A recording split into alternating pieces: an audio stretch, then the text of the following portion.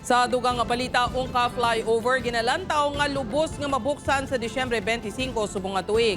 Samtang dugang nga 210 million pesos ginahingyo para sa pagpatapos sa Aganan Flyover. Ini ang gintutukan ni John Sala. Disyembre 25 sining nga tuig, adlaw sang Paskwa. Mangin fully operational na para sa mga motoristang Ungka Flyover. Ini ang ginpasalig ni DPWH 6 Regional Director Sunnyboy Oropel. Ay kadua nga phase sa rectification sang proyekto ang ikapatigayon sang International Builders Corporation. Ang original man nga kontraktor sang proyekto nga ginakabig sang kadamaan nga most expensive mistake bangod sa nadiskubrihan nga depekto. Apang ginklaro ni Oropel nga hindi IBC ang balasulon diri. Nag-servisyo lang gini sila. Kaya nag-implement sang project according to the approved plans and specification given by the UTCP nga sila ang nag-design. Naging commission yung mag-design sa sining structure. Dugang pasini, ginakonsiderar sa DPWH nga IBC ang most qualified sa pagpadayon sa proyekto.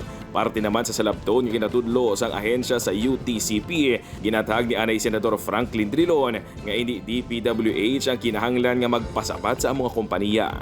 Who is accountable? I don't think that's the mandate of DPWH, nor is it his competence.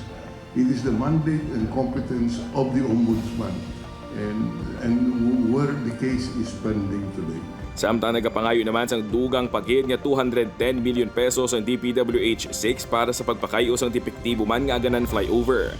Suno kay Oropel, ang rectification nga obrahon ang kasubong man sa Ungka Flyover nga pagpatigayon sang jet grouting. Ginapahayag man sini nga may masobra 300 million pesos pa nga pondo nga nabilin sa proyekto. Ginalantaw nga mangin fully operational ang Aganan Flyover sa September 2025. Samtang natalana man nga suguran ang konstruksyon sang Panay-Guimaras Bridge sa madason nga tuig. Magasugod ang konstruksyon sa second semester sang 2025 apang para pa lang sa Panay-Guimaras kag ginalauman nga matapos ini sa tuig 2028.